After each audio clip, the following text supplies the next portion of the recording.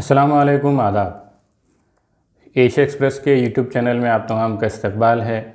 आप देख रहे हैं हमारा स्पेशल शो दी बॉटम लाइन। मैं हूं मुजतबा मुनीब। दिल्ली में 2019 के आखिर में बीजेपी सरकार ने एक मुतनाज़ा क़ानून का ऐलान किया था, CAA सिटीज़नशिप अमेंडमेंट एक्ट। उसके साथ NRC, NPR इस तरह की नोटिफिकेशंस भी जो है वो लागू करने के बारे में सेंट्रल होम मिनिस्टर ने कई मरतबा पार्लियामेंट हो अलग अलग मकामात पर इसका ऐलान किया था। उसके नोटिफिकेशंस भी निकले थे। लेकिन जैसे ही CAA का ऐलान हुआ, पार्लियामेंट में ये एक्ट पास हुआ, तो हमने देखा कि पूरे मुल्क भर में जितने दस्तूर की हिफाजत करने वाले लोग थे, जितने लोग इंसाफ पसंद थे, वो सब के सब इस बिल के ख़िलाफ़, इस एक्ट के ख़िलाफ़ सड़कों पर उतर आए।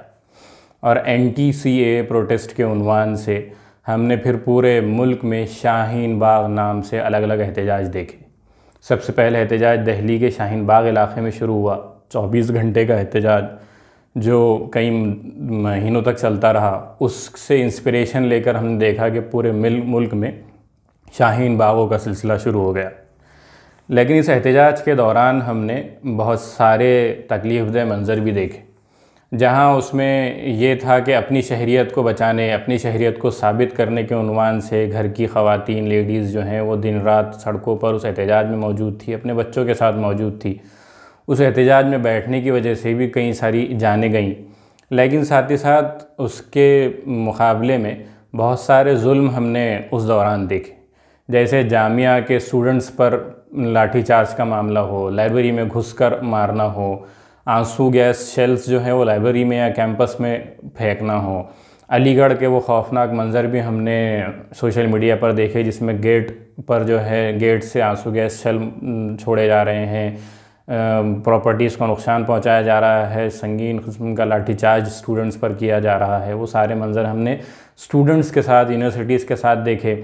वहीं हमने बेंगलोर में या दीगर मकामात पर भी सीनियर जो है एज में वो जो ह्यूमन राइट्स एक्टिविस्ट हैं उनके साथ बदतमीज़ी देखी, जो नेशनल लेवल पर अवार्ड्स लिए हुए हैं उनको गिरफ़्तार होते देखा, उनको लाठी खाते देखा। अभी ये सारा प्रोसेस, अभी ये सारा मंज़र गुज़रा नहीं था कि अचानक फिर हमने फरवरी में जो है दिल्ली के फसादात देखे। दिल्ली के फसादात फरवरी 2020 में होते हैं, स्पेशली नॉर्थ ईस्ट दिल्ली में ये फसादात ज़्यादा होते हैं, जाफ़राबाद वगैरह इस तरह के इलाक़ों को लेकर। लेकिन उससे पहले एक अहम मरहले से दिल्ली गुज़रता है, दिल्ली के इलेक्शंस। उस दिल्ली इलेक्शंस में भी हमने देखा कि कई सारे बीजेपी के लीडर्स ने तशद्दुद आमेज़ जो है बयानात देने की कोशिश की, जिसमें वो करंट पहुंचाने से लेकर गोली मारने तक की बात हो, सफाया करने की बात हो।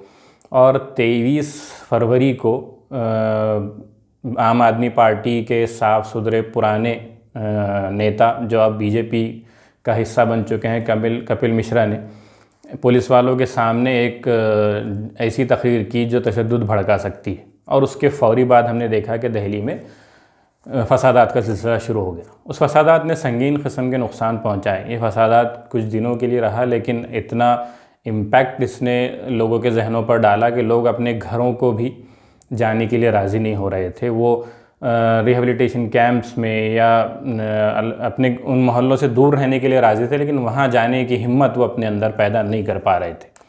फिर उसके बाद हमने देखा कि पूरी दुनिया को और फिर हमारे मुल्क को कोरोना की वबा ने घेरा। उस वबा को देखते हुए हुकूमत को उससे डील करने के लिए जितने anti-CAA प्रोटेस्ट के सेंटर्स बने हुए थे, उनमें से मेजॉरिटी ने, 99% लोगों ने ये फ़ैसला किया कि कोरोना की वबा ज़्यादा अहम है और हम अपना एहतजाज मुलतवी करते हैं, आगे बढ़ाते हैं, ताकि गवर्नमेंट को आसानी हो सके और वो कोरोना का मुकाबला कर सके। हम anti-CAA का एहतजाज जब इस बीमारी से लड़ लेंगे उसके बाद फिर बैठकर बात करेंगे। लेकिन फ़िलहाल हम गवर्नमेंट का साथ देना चाहते हैं ताकि इस कोरोना की वबा में गवर्नमेंट को कोई और चीज़ की परेशानी ना हो। तो उन लोगों ने अगेन, जो इंसाफ पसंद लोग थे, उन्होंने ये रवैया अपनाया। उसके मुकाबले में हमने देखा कि दिल्ली पुलिस का जो मामला रहा वो किसी अंदाज से अपने फ़र्ज से मुकरने वाली हमको नज़र नहीं आई। उसको पता था कि फसादात हुए हैं तो उसने फ़ौरी जांच शुरू की। जांच के बाद जो है, जैसे ही कोरोना का मामला चल रहा था, सब लोग अपने घरों से नहीं निकल सकते थे, तो उन लोगों की गिरफ्तारियाँ शुरू हुई जो ये प्रोटेस्ट ऑर्गेनाइज़ करने में एक अहम हिस्सा ले रहे थे। और उसमें ख़ास तौर से उसमें काफ़ी सारे स्टूडेंट्स और नौजवानों की गिरफ़्तारियाँ होने लगी। हमने वो मंज़र भी देखा कि एक हामिला स्टूडेंट जामिया की, उसकी गिरफ़्तारी हुई और उसको रिहाई मिलने के लिए, बेल मिलने, ज़मानत मिलने के लिए कितने सारे दिन लग गए। ये पूरा सिलसिला हमने देखा। फिर उसके दौरान जो फसादात को लेकर चार्जशीट्स दाखिल हुई, तो उन तमाम चार्जशीट्स में 90% उन्हीं लोगों को मुलजिम ठहराया गया जो एंटी सीएए के प्रोटेस्ट को लेकर सड़कों पर बैठे हुए थे। हमने उस पूरे प्रोटेस्ट के दौरान उनकी तकारीर देखी, उनकी अपील्स देखी, जो मुस्तकिल अपील कर रहे थे कि हम दस्तूर को बचाने सड़कों पर आए, इसलिए हम सड़कों पर कोई गैर दस्तूरी काम नहीं करेंगे, दस्तूर को बचाने के लिए कोई गैर दस्तूरी काम नहीं किया जाएगा। मुकम्मल अपील शांति के साथ, अमन के साथ एहतजाज को जारी रखने की गई थी। बहुत सारी कोशिशें को तोड़ा गया, लेकिन फिर भी वो कोशिश जारी रही। लेकिन इन सब के बाद भी फसादात का इल्ज़ाम उन्हीं प्रोटेस्ट करने वालों पर लगना शुरू हुआ और तमाम की तमाम चार्जशीट्स में लगा। एक और अजीब सा मंज़र हमने देखा कि जब इलेक्शन के दौरान जिन नेताओं ने भड़काऊ भाषण दिए जिससे फसादात फैलने का बहुत ज़्यादा खदशा था और फसाद फैला भी, उनके ख़िलाफ़ जब शिकायत लेकर ये सिविल राइट्स के लोग पहुँचे तो पुलिस ने इतना अजीब जवाब दिया जो बिल्कुल क़ानून के हिसाब से महसूस ही नहीं होता। पहले जब बयानात पर एफआईआर दर्ज करने की दरख्वास्त की गई तो पुलिस ने कहा कि माहौल ठीक नहीं, अगर इस माहौल में ये बड़े बड़े लीडर्स पर हम एफआईआर दर्ज करेंगे तो लोग नाराज़ हो जाएंगे और माहौल और ज़्यादा ख़राब हो जाएगा। यानी आप ये कहना चाह रहे हैं कि गलती तो उन्होंने की लेकिन हम कार्रवाई नहीं करेंगे। फिर दूसरे बात, हमने जब ये अभी रिसेंट में जब ये पूरी चार्जशीट सबमिट हुई है और जिसमें अगेन उन तीनों लीडर्स को ख़ास तौर से कपिल मिश्रा हो, अनुराग ठाकुर हो और एक और बीजेपी के लीडर है जो खड़े हुए थे, उन तीनों को जो है पुलिस ने क्लीन चिट दे दी। ये फसादात होने का एक और वजह ये भी थी कि दिल्ली इलेक्शन को बहुत ज़्यादा जो कम्युनलाइज़ करने की कोशिश की गई शाहीन बाग के उन्वान से, अलग अलग चीज़ों के उन्वान से कि हम साफ़ करके रख देंगे, हटा देंगे, हमको आने दो। लेकिन जब वहाँ हार हुई तो उसके गुस्से के नतीजे में भी कहा जाता है कि ये फसादात किए गए। कई सारे लीडर्स जिन्होंने इन जज्बात के थ्रू जीतने की कोशिश की थी वो भी हार गए, तो और ज़्यादा उनका गुस्सा बड़ा हुआ था।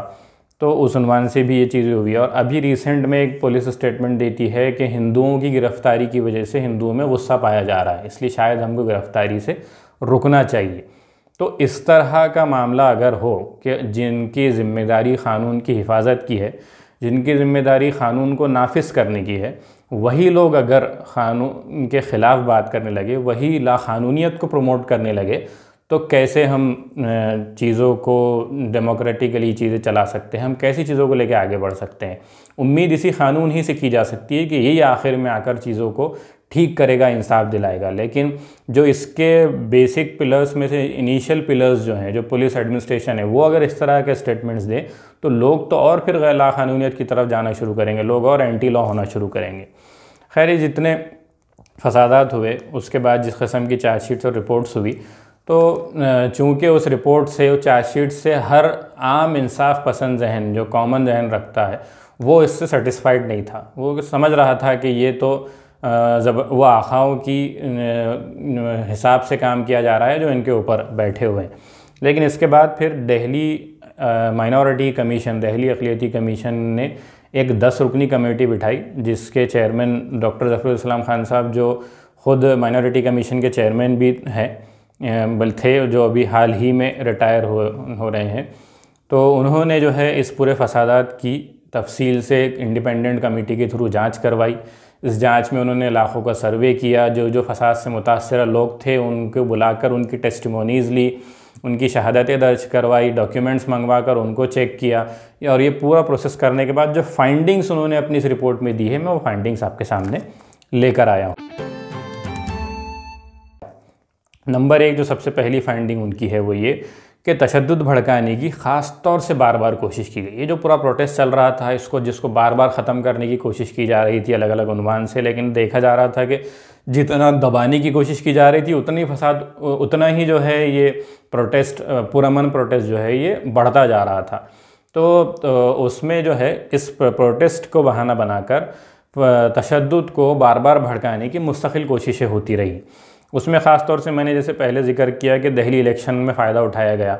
हमने वो स्टेटमेंट्स भी सुने कि करंट जो है वो शाहीन बाग तक पहुंचेगा, या हमने कपिल मिश्रा या अनुराग ठाकुर के स्टेटमेंट सुने। अनुराग ठाकुर का जो इलेक्शन कैंपेन का ये कोई रास्ते में चलते फिरते किसी का कहने वाला मामला नहीं था, बल्कि एक सेंट्रल मिनिस्टर का इलेक्शन कैंपेन के दौरान बाज़ाब्ता गोली मारो वाला जो स्टेटमेंट था वो ऑब्जेक्शनेबल सामने आया। फिर हमने देखा कि इलेक्शन के रिज़ल्ट सामने आते हैं, दिल्ली बीजेपी हार जाती है, तो कपिल मिश्रा जो है 23 फरवरी को DCP deputy police commissioner Delhi के उनकी बाजू खड़ा रहकर ये स्टेटमेंट देते हैं कि अगर ये शाम तक नहीं हटेगी तो मैं लोगों को संभाल नहीं सकूंगा और फिर हम इसका सफाया करेंगे, फिर हम अपने हाथ में लेंगे। और उसके इमीडिएटली बाद फसादात की शुरुआत हो जाती है। उसके बीच में हमने वो मामलात भी देखे कि कैसे शाहीन बाग के बीच में एक आदमी बंदूक लेकर पहुंच जाता है, या जामिया के तलबा बिल्कुल अमन के साथ मार्च करते हैं प्रोटेस्ट में, तो सामने से एक आदमी गन लेकर आता है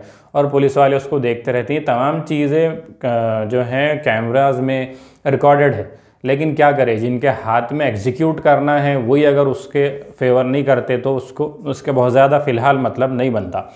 तो पहली फाइंडिंग ये आई कि तशद्दुद कोई अचानक से नहीं भड़का, रायट्स जो है अचानक से नहीं शुरू हुए, क्या कोई सेंटिमेंट अचानक ख़राब हुए और वो फसादात का हिस्सा बन गए, बल्कि इसको बाज़ाब्ता तैयारी के साथ भड़काया गया। उसके बाद दूसरी फाइंडिंग ये है कि फसादात में जितने हमले हुए या जो कुछ नुकसान पहुंचाया गया वो प्लान्ड बेस से था और टारगेटेड था।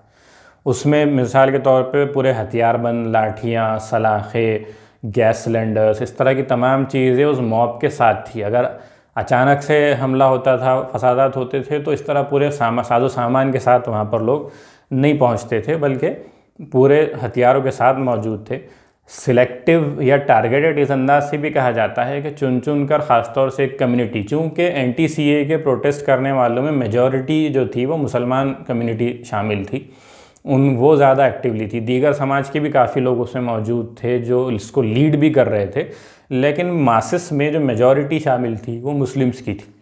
और बहरहाल ये हमेशा से इलेक्शंस का मामला हो या इस मुल्क में कम्युनलिज़म के उन्वान से एंटी मुस्लिम माहौल को हमेशा से परवान चढ़ाया गया है। तो जो फसाद में नुकसान पहुंचा गया वो इतना टारगेटेड था कि मुसलमानों की दुकानें, उनके घर, उनकी गाड़ियां, उनके मसाजिदें, दरगाहें वगैरह, इनको सिलेक्टेड जो है वो नुकसान पहुंचा गया। हद तो टारगेटेड की ये थी कि वो दुकानें जो प्रॉपर्टीज़ के उन्वान से किसी दूसरे मज़हब वाले की थी, मिसाल के तौर पे किसी हिंदू की दुकान है लेकिन बिज़नेस के लिए किसी मुस्लिम ने उसको रेंट पे ले रखा है, तो उस दुकान को, उस प्रॉपर्टी को नुकसान नहीं पहुंचाया गया, बल्कि उसके अंदर के सामान को निकाल कर या तो लूट लिया गया या जला दिया गया। तो इतना सिलेक्टेड अगर फसाद किया जाता है तो वो प्लान्ड और टारगेटेड वाला ही कहा जाएगा। तीसरी फाइंडिंग ये थी कि मजहबी इमारतों को ख़ास तौर से चुन चुन कर नुकसान पहुंचाया गया। तो जो रिपोर्ट्स आई हैं उसमें 11 मस्जिदें शामिल हैं। उस छोटे से इलाके में जो फसाद हुआ है उसमें 11 मसाजिदों को नुकसान पहुंचाया गया, 5 मदरसों को नुकसान पहुंचाया गया, 1 दरगाह को नुकसान पहुंचाया गया और 1 क़ब्रिस्तान पर हमला किया गया।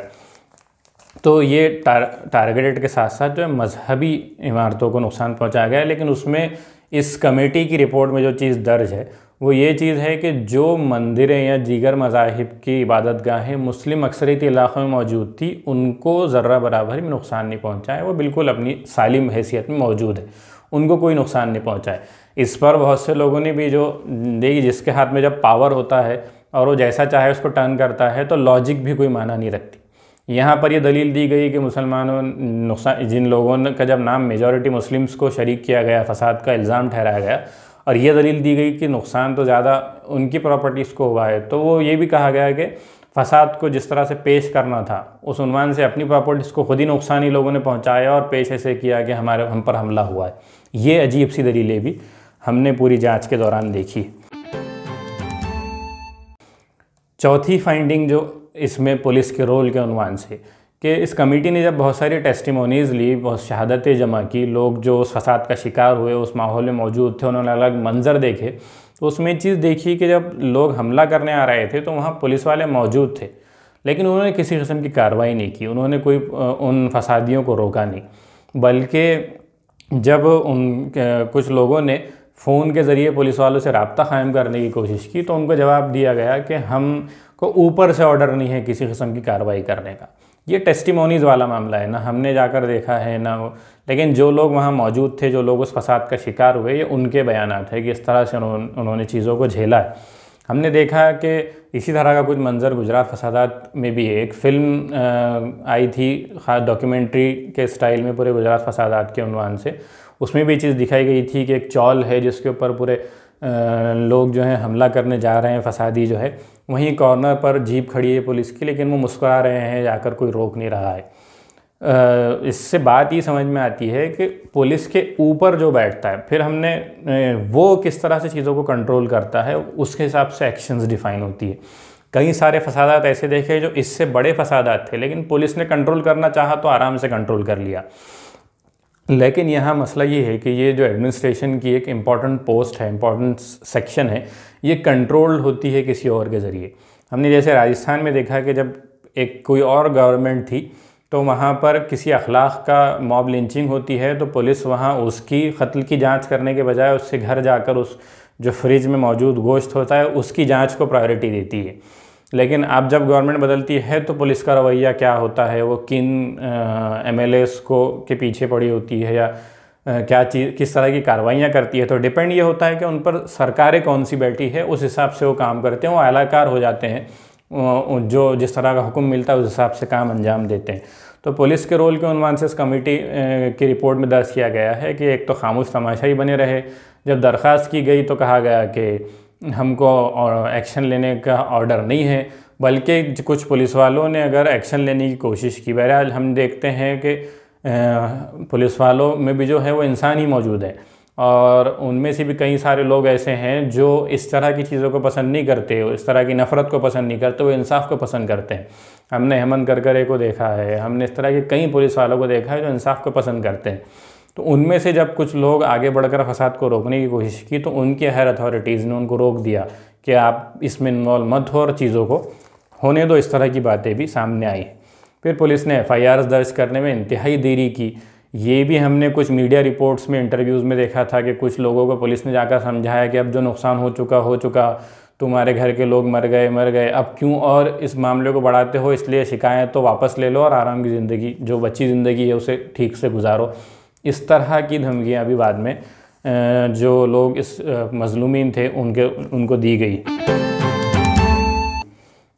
पांचवी चीज़ कमेटी की फाइंडिंग रिपोर्ट में थी कि ख़वातीन पर हमले के उन्वान से, कि इस पूरे फसाद के दौरान या प्रोटेस्ट के दौरान भी हमने देखा कि मेल पुलिस ऑफिसर्स ने ख़वातीन पर लाठीचार्ज किया।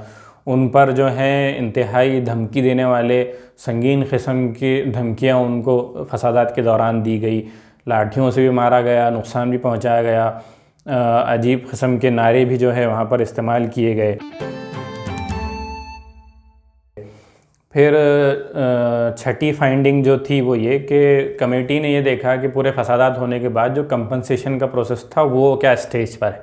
तो उसमें देखा कि दिल्ली गवर्नमेंट की वेबसाइट पर अब तक 250 एप्लीकेशंस जो हैं वो रजिस्टर्ड हो चुकी हैं, और कमेटी के इस पूरे प्रोसेस में, जांच के प्रोसेस में जो नए लोग उनके पास दरख्वास्तें लेकर आए तो 450 दरख्वास्तें मज़ीद कमीशन के हाथ में आई।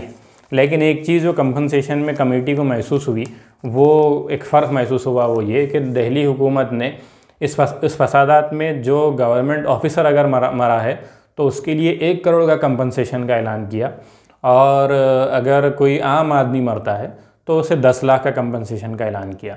यानी ये है कि आम आदमी को तो ना गवर्नमेंट की तनख्वाह मिलती है ना कंपनसेशन ठीक से मिल पाता है, तो आम आदमी और गवर्नमेंट के ऑफिसर का वो फ़र्क जो है दिल्ली गवर्नमेंट के कंपनसेशन में आया, जिसको माइनॉरिटी कमीशन ने ऑब्जेक्ट किया है और इसको ठीक करने की भी बात की। इसके बाद ये पूरी रिपोर्ट तैयार करने के साथ साथ रिपोर्ट के आखिर में माइनॉरिटी कमीशन ने दिल्ली हुकूमत को इन फसादात के उन्वान से कुछ मशवरे दिए। वो मशवरे क्या है? नंबर 1 ये कि एक 5 रुकनी इंडिपेंडेंट कमेटी फौरी बनाई जाए, जिसकी सदारत हाई कोर्ट के कोई रिटायर्ड जज करे, और वो इन पूरे फसादात की दोबारा से जांच करे। जो चार्जशीट्स दाखिल की गई हैं उनका रिव्यू किया जाए। ये पहला मशवरा दिया। दूसरा मशवरा ये कि तमाम ज़रूरी शिकायतों को फ़ौरन FIR में कन्वर्ट किया जाए, एफआईआर के तहत उन पर कार्रवाई की जाए। जितने लोगों की शिकायतें, अभी भी कई लोगों की शिकायतें एफआईआर में कन्वर्ट नहीं हो पाई हैं, दर्ज नहीं की गई हैं, तो फौरी एफआईआर दर्ज की जाए और उनके हिसाब से कार्रवाई की जाए। तीसरा ये है कि सीआरपीसी के सेक्शन 164 के तहत तमाम मज़लूमीन के बयानात को रिकॉर्ड किया जाए। जितने विक्टिम्स हैं जो इस फसाद का शिकार हुए हैं, उन तमाम के बयानात को सीआरपीसी के सेक्शन 164 के तहत दर्ज किया जाए, रिकॉर्ड में लेकर आया जाए। उसके बाद दिल्ली विटनेस प्रोटेक्शन स्कीम के तहत तमाम मज़लूमीन की हिफाजत की जाए। ये जो लोग जो विक्टिम्स हैं वो विटनेस भी हैं, बहरहाल वो बता सकते हैं कि किन हालात से गुजरे हैं, किन किन लोगों ने हमला किया है, तो उनकी जो है इस स्कीम के तहत, दिल्ली विटनेस प्रोटेक्शन स्कीम के तहत उन मज़लूमों की हिफाजत की जाए। फिर पांचवा मशवरा है कि दिल्ली पुलिस के ज़रिए दाखिल शुदा तमाम चार्जशीट्स के हक़ाइक़ के तहत जांच की जाए कि जो चार्जशीट्स दाखिल की गई हैं वो कितनी सही हैं, कितनी गलत हैं, उनका रिव्यू किया जाए और हक़ाइक़ को बाजू रख कर उनको दोबारा से जांचा जाए। छठा मशवरा ये दिया गया है कि फसादात होने देने वाले दिल्ली पुलिस के तमाम अफसरान पर कार्रवाई की जाए। कि दिल्ली पुलिस के कमिश्नर को बहरहाल उसके बाद वहाँ से हटाया गया, लेकिन उस पूरे प्रोसेस के दरमियान वो कहाँ मौजूद थे या इसको कंट्रोल क्यों नहीं किया, जो ऑफिसर्स को अलग अलग जिम्मेदारी दी गई थी उन्होंने इन फसादात को कंट्रोल क्यों नहीं किया, कार्रवाई क्यों नहीं की, या जो लोग देखते खड़े रहे हैं, जिन लोगों ने ख़ुद हिस्सा भी लिया, तो उन तमाम पर जो है फौरी कार्रवाई की जाए। और उसके बाद एक आखिरी सातवां मशवरा दिया कि तमाम फसाद मुतासरीन को वक्त के अंदर मुनासिब हर्जाना अदा कर दिया जाए। तो ये मशवरे दिए इस कमेटी ने और ये रिपोर्ट अपनी जो है पेश की। बहरहाल इस तरह की ये रिपोर्ट जो है ये ज़ाहिर करती हैं कि इंसाफ के लिए मुस्तकिल खड़े होना, कोशिशें करते रहना ये लाजमी है, ज़रूरी है। अगर आप खामोश बैठेंगे, अगर आप रोना रोएंगे या आप कोई दूसरा तरीक़ा इस्तेमाल करने जाएंगे तो वह आपको सही मकसद अचीव नहीं करेगा। बल्कि जो रास्ता जिस तरह से इस कमेटी ने अपनाया है कि उसने जांच को डॉक्यूमेंट किया, और दिल्ली माइनॉरिटी कमीशन एक ऑफिशियल बॉडी है, ये कोई इंडिपेंडेंट कोई आम सोशल एक्टिविस्ट नहीं है कि जिनकी रिपोर्ट्स की कोई ज़्यादा अहमियत ना हो, बल्कि एक ऑफिशियल गवर्नमेंट का इंस्टीट्यूट है जिसकी कमेटी ने ये जांच की है, जिसका काम ही है माइनॉरिटीज़ के हुकूक़ के लिए काम करना, उसकी ये रिपोर्ट है। अब देखते हैं कि जो चार्जशीट्स पुलिस ने दाखिल की है वो, और उसके बाद ये रिपोर्ट, इन तमाम को मिलाकर कंक्लूजन बहरहाल क्या होता है। अब तक जो चीज़ें सामने आई हैं उसने नाउम्मीदी तो पैदा की है, लेकिन हमारी अदालतें उन चार्जशीट्स को, इन दलीलों को किस उन्वान से लेती है, ये आगे देखना है। उम्मीद है कि हमारी ये रिपोर्ट पेश करने की कोशिश आपको पसंद आई होगी। पसंद आई है तो आपसे दरख्वास्त है कि हमारे इस चैनल को आप सब्सक्राइब कीजिए, वीडियो को लाइक कीजिए, दूसरों तक शेयर कीजिए। इंशाअल्लाह इसी तरह की और कोशिशें हम आपके सामने पेश करते रहेंगे। खुदा हाफिज़।